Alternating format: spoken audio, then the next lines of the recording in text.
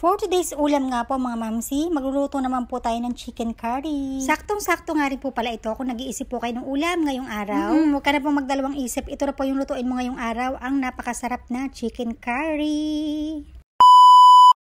At dito nga po syempre, yung pinakauna kong ginawa ay maghihiwa muna ako dito ng sibuyas at saka bawang. Alay sa totoo lang po, noon akala ko yung pagluluto po ng chicken curry ay mahirap, pero napakadali lang pala nitong gawin. And dito nga po, naghiwa na nga rin po pala ako dito ng green bell pepper. So baling ganyan lang size lang po yung pagkakahiwa ko. At ito na nga po, ready na po yung ating mga ingredients na gagamitin. Ready na ang carrots, patatas, at meron nga po pala ako ditong dahon ng laurel. So ito nga po, ay wag na natin patagalin, mag-umpisa na nga po tayo magluto.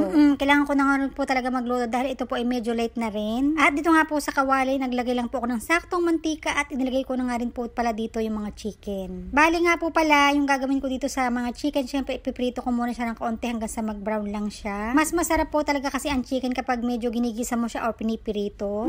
Kasi lumalabas po talaga yung aroma ng chicken at naiiwan po talaga yung lasa niya. At nung medyo brown na nga po yung mga chicken, nilagay ko na nga rin po pala dito yung bawang. Hanggang sa yung bawang ay mag-brown. And then, ilagay ko na rin dito syempre ang mga sibuyas. At ito nga po, ginigisa-gisa na natin syempre para lumabas talaga yung aroma ng sibuyas at bawang at kumapit doon sa ating chicken. At nung luto na nga po yung sibuyas at bawang ay nilagay ko na nga rin po pala itong mga dahon ng laurel at pinakauna kong ang gulay po na nilagay dito ay yung carrots.